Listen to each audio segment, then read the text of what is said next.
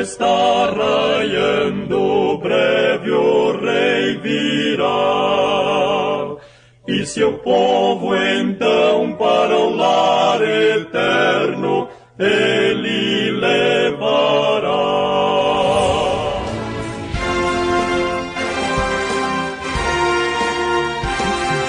Servos de Deus, a trombeta tocai, breve Jesus voltará. A todo mundo a mensagem levai, breve Jesus voltará. Breve virá, breve virá, breve Jesus voltará. Breve Jesus voltará. Deus abençoe a todos nossos irmãos, que a graça de nosso Senhor Jesus seja com todos vocês. Estamos dando sequência a essa série de estudos bíblicos, que eu creio que tem sido uma bênção, certamente para aqueles que têm dedicado os seus corações para conhecer o plano de Deus para as suas vidas. No programa passado nós falamos sobre o tema com que objetivo você procura Deus, e ali nós mostramos que Deus ele tem o propósito de abençoar, prosperar, curar, mas principalmente salvar a alma do homem. E mostramos que, infelizmente, muitos procuram a Deus somente pelas bênçãos naturais. Não querem um compromisso com Deus para a salvação de suas almas. E, inclusive, nós olhamos, no estudo passado, que até mesmo os dons de Deus são dados até para rebeldes. Salmo 68, verso 18. E que por ter um dom não significa que você é um salvo.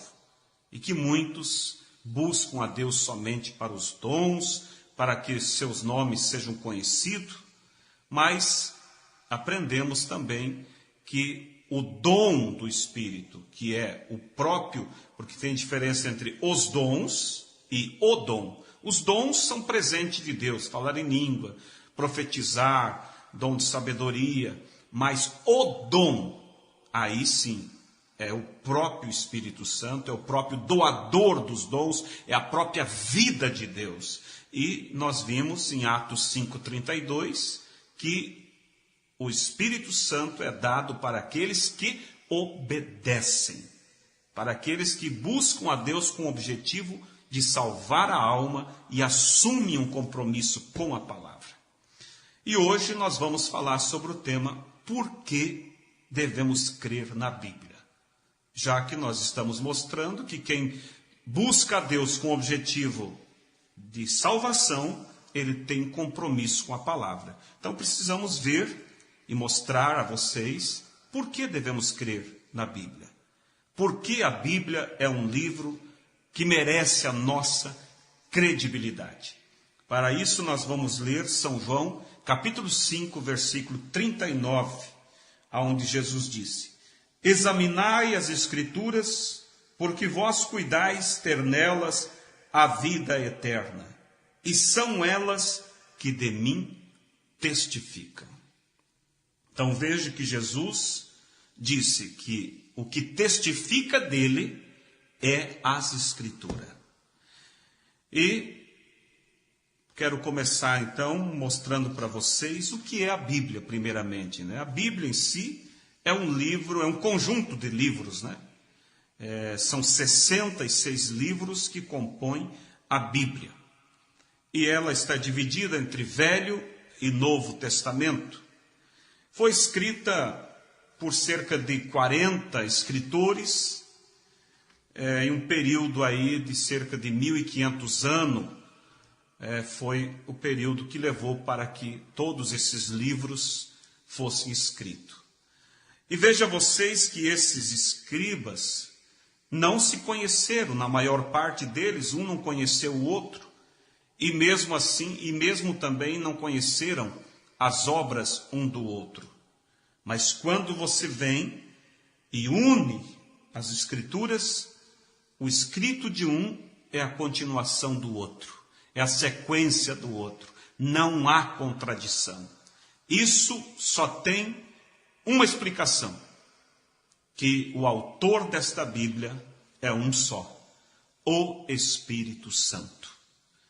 Os homens foram ferramentas usadas por Deus. Eu sei que há críticos que dizem assim: o papel aceita tudo, a Bíblia foi escrita pelo homem. Eu respondo a esses críticos o seguinte: pelo macaco que não foi. Foi por homens, mas homens inspirados por Deus. Eu vou fazer aqui uma explicação mais prática para você ver por que devemos realmente confiar na Bíblia.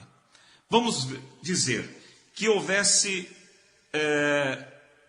que 40 médicos escrevessem, cada um deles, artigos sobre saúde. O tempo que foi usado para esses 40 médicos escrever também fosse lá 1.500 anos. E um não conhecendo a obra do outro e vivendo mais de 1000 anos de diferença um do outro, depois juntava esses livros e eu pergunto: será que eles iriam falar todos a mesma coisa? Ou será que haveria contradição? É claro que haveria, porque hoje mesmo médicos que estudam na mesma universidade, eles saem dali e há contradições. Por quê? Porque mostra que o homem é falho. Mas quando você pega este livro, e esses livros escritos com até 1000 anos de diferença um do outro, e os autores nunca se conheceram e nem conheceram a obra um do outro, e você vê que tudo se encaixa como uma luva. Por quê?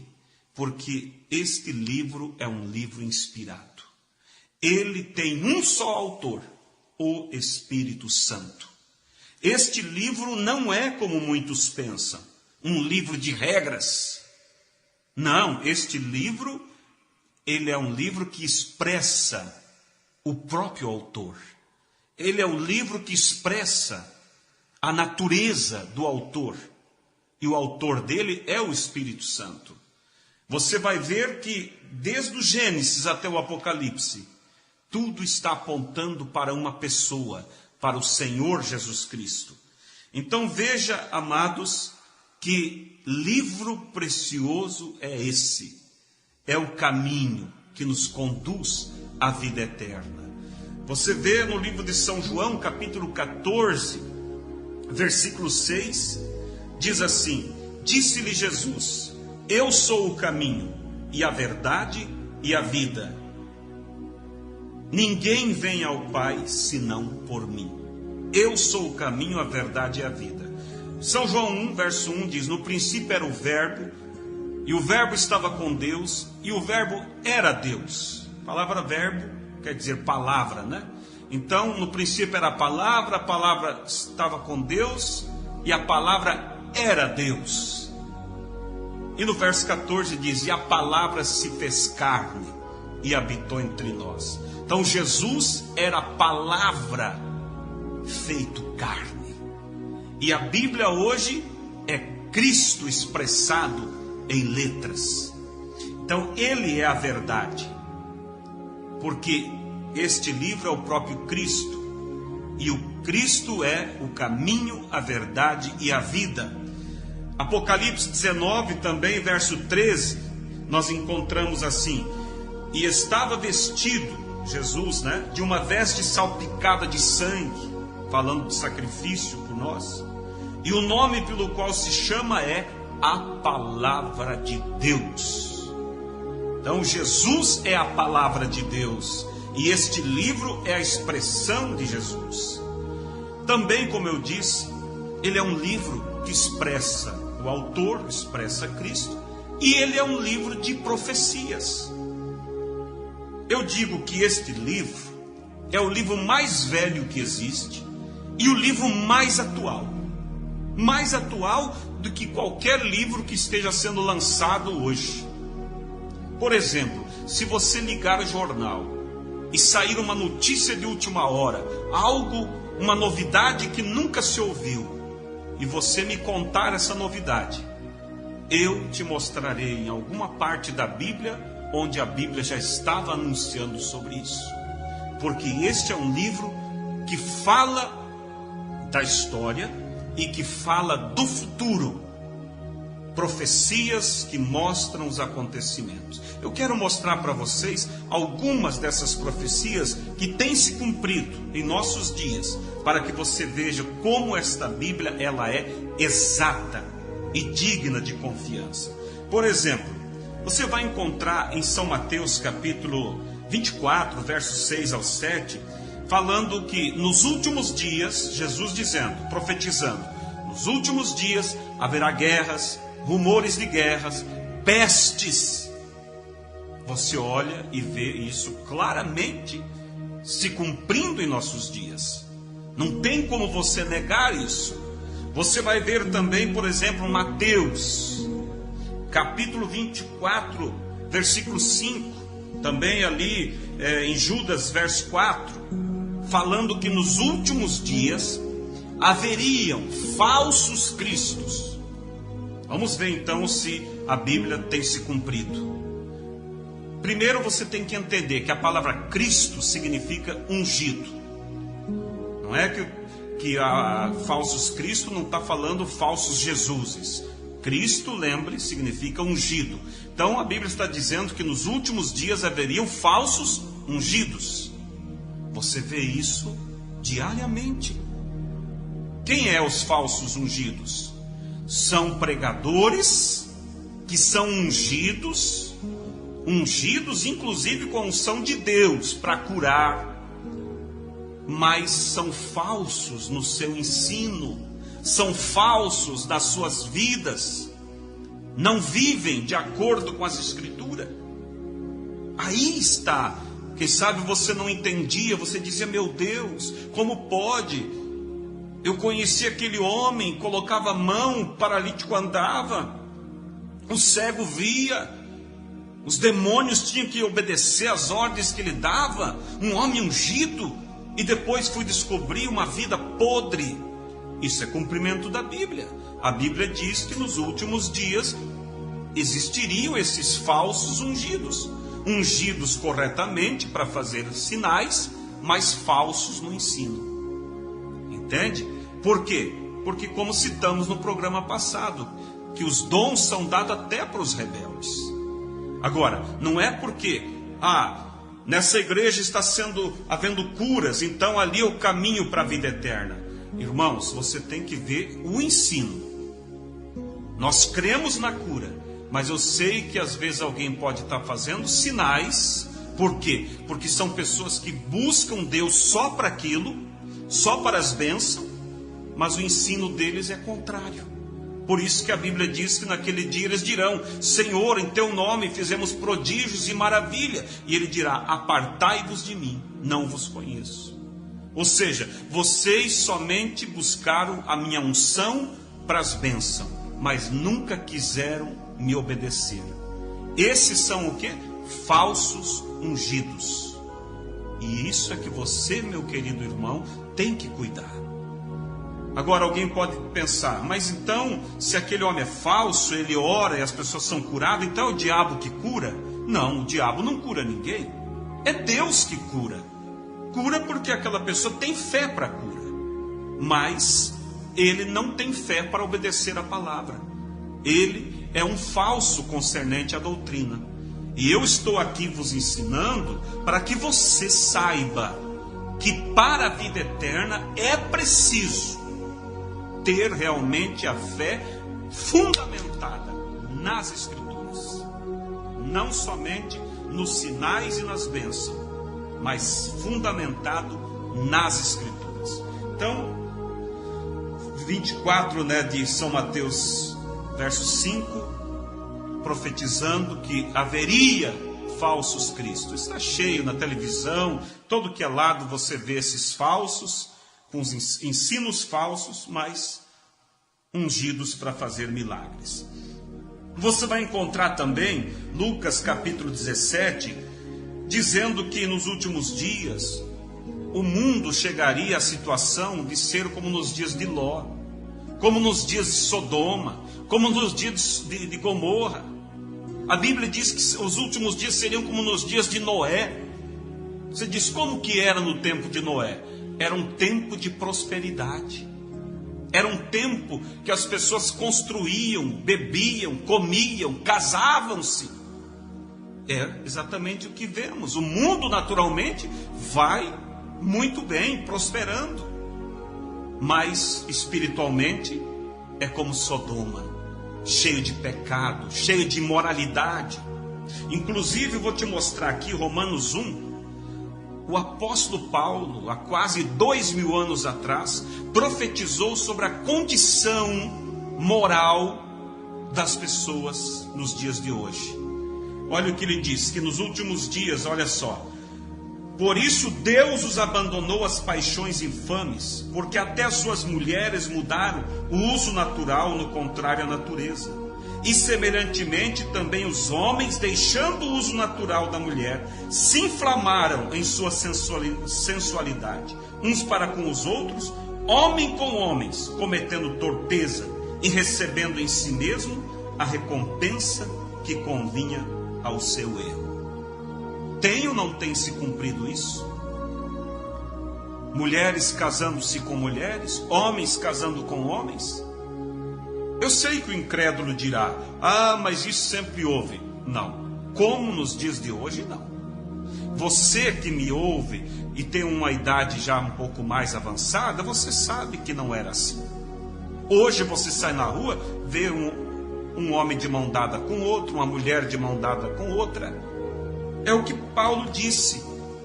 Os homens deixariam suas esposas e casariam homens com homens. Isso tem se cumprido ou não tem? Tem. Então, as profecias são exatas. Este livro é um livro que merece a nossa confiança. Também eu quero mostrar outra profecia aqui, ó. Mateus 24, do 32 a seguir. Você vai ver ali a Bíblia dizendo que Jesus dizendo assim: não passará a geração que viu a figueira brotar, sem que todas as coisas aconteçam. Você diz, o que significa isso? A figueira na Bíblia aponta para Israel. Israel, depois de ter rejeitado a Cristo, eles foram espalhados pelo mundo todo e viveram por quase 2000 anos sem pátria. Mas depois da Segunda Guerra Mundial, Deus enviou um espírito, um desejo neles de voltar para a terra deles, e foram voltando de todos os lados e se congregaram na sua velha terra. E em 1948, Israel se levanta como uma nação e é reconhecida mundialmente como uma nação com bandeira, uma nação emancipada. Ali o que aconteceu? A figueira brotou. E Jesus disse o quê? Não passará a geração que viu a figueira brotar, sem que tudo aconteça. E quem viu Israel tornando-se uma nação, já estão velhinhos, já restam poucos. Isso mostra que mais uma profecia se cumpriu e que a qualquer momento Deus fechará a porta. Por quê? Porque Israel voltou para sua pátria. E por que eles voltaram? Há uma razão. Porque Deus prometeu que voltaria a tratar com eles. Depois que ele arrebatar a sua noiva, então descerá Moisés e Elias. Isso você encontra em Apocalipse 12. Eles descerão ali e anunciarão Cristo para Israel. E 144 mil judeus aceitarão Jesus como seu Salvador. Por isso que eles voltaram para a terra, para esperar a palavra que virá a eles. Mas saiba de uma coisa: quando Deus estiver tratando com eles, a porta já estará fechada para os gentios. Deus já terá levado a sua noiva. Então isso mostra, meu ouvinte, que a qualquer momento Cristo vem.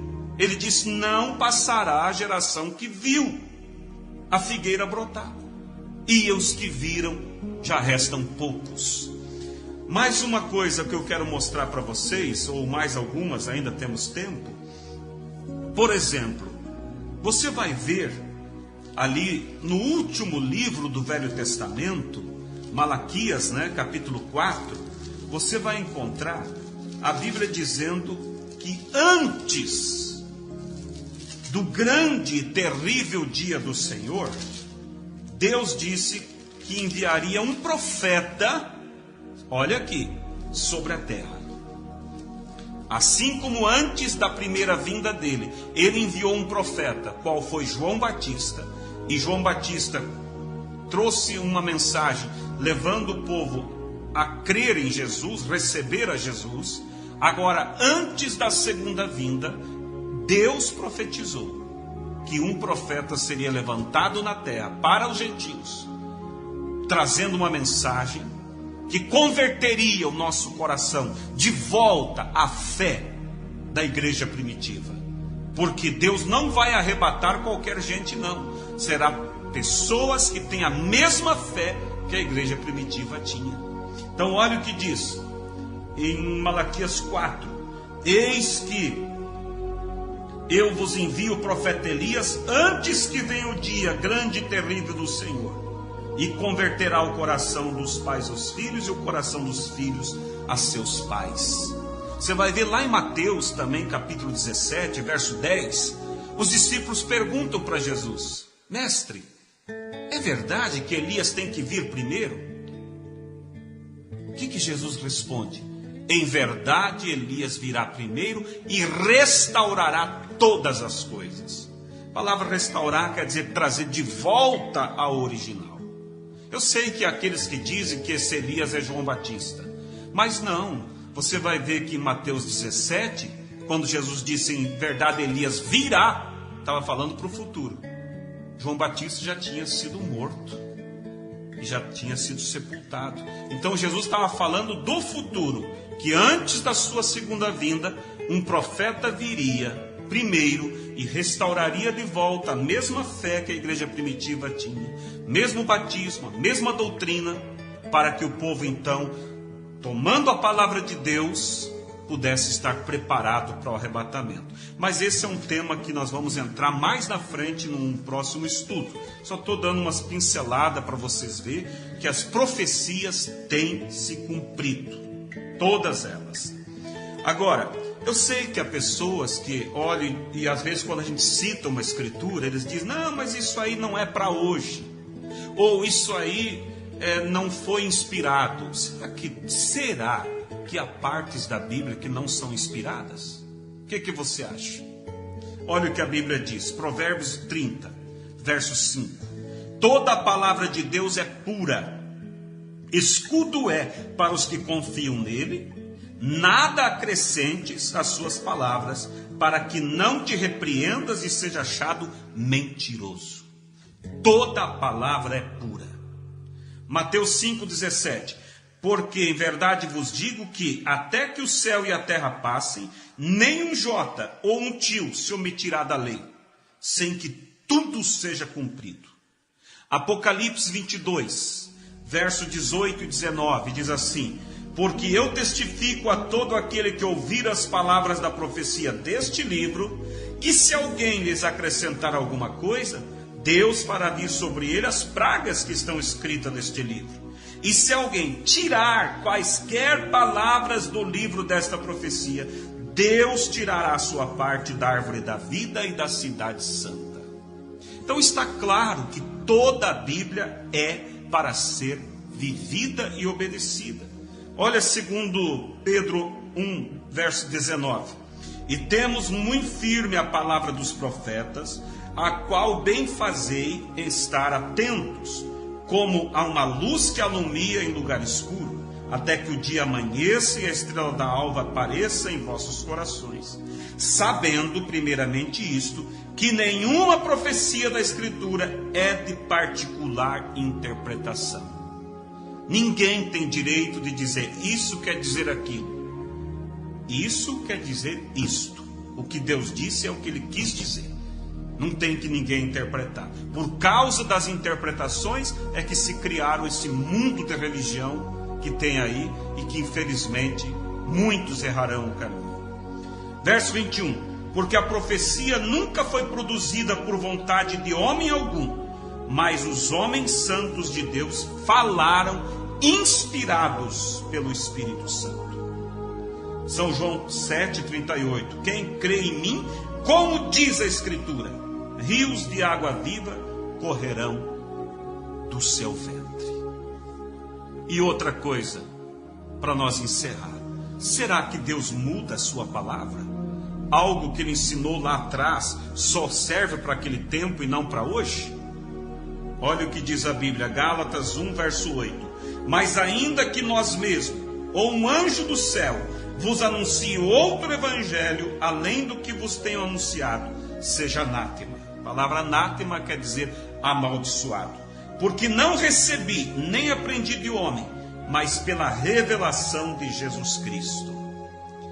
Malaquias 3,6. Porque eu, Senhor, não mudo, por isso vós, ó filhos de Jacó, não sois consumidos. Ou seja, a palavra de Deus sempre é a mesma, porque Deus não muda. Tiago 1,17. Toda boa dádiva e todo dom perfeito vem do alto, descendo do Pai das luzes, em quem não há mudança e nem sombra de variação. Então nós vimos que a palavra é a verdade, que esse livro é digno de confiança, porque ele é um livro de profecias, que tudo tem se cumprido, e ainda aquelas que vão se cumprir estão se encaminhando para se cumprir. Nada sairá fora do que está profetizado. E é um livro que expressa a natureza de Cristo. Agora, eu pergunto, só crer, dizer eu creio na Bíblia, será que é o suficiente? Olha o que diz a Bíblia, São João 8,32. E conhecereis a verdade, e a verdade vos libertará. Também, Lucas 6,46 diz assim: Por quê? Por que me chamais Senhor, Senhor, e não fazeis o que eu digo? Quer dizer, se você chama, ó Senhor, eu creio, e não faz o que ele diz, você está fora do plano de Deus. Em Mateus 7, Jesus disse: aquele que ouve minha palavra e as pratica é semelhante ao homem prudente. Mas aquele que ouve e não pratica é semelhante ao homem insensato, que construiu sua casa sobre a areia, e a chuva veio e tudo caiu. Então tem que ouvir, crer e obedecer. Olha Efésios 2, verso 19. Assim que já não sois estrangeiros, nem forasteiros, mas concidadãos dos santos e da família de Deus, edificados sobre o fundamento dos apóstolos e dos profetas, de que Jesus Cristo é a principal pedra de esquina. Então a família de Deus está edificada no fundamento dos apóstolos e dos profetas. É ali onde temos segurança de vida eterna. Por isso, amados, aquilo que estaremos nos programas futuros vos ensinando são escrituras que estão aqui para que sejam vividas, obedecidas. Nunca permita que alguém te diga: não, isso não precisa fazer mais. Tudo que está aqui para ser observado e ser colocado em prática. Hebreus capítulo 13, versículo 8 diz que Jesus Cristo é o mesmo ontem, hoje e eternamente. Ele não muda. Então, amados, eu concluo esse estudo mostrando: a Bíblia é sim um livro sagrado. A Bíblia é sim um livro que devemos realmente dar toda a credibilidade, e ela é o padrão para a vida eterna. Ela é a palavra de Deus de Gênesis a Apocalipse. Temos provado por todas as escrituras que Deus não falha, e que você possa tomar um compromisso pela palavra. Deus te honrará e te ajudará a viver segundo os passos das escrituras, até que entre nos portais eternos. Deus os abençoe, e no próximo programa eu quero falar sobre a obra de Deus na vida de um salvo, na vida daquele que toma a palavra de Deus como seu absoluto e o seu mapa. Deus os abençoe.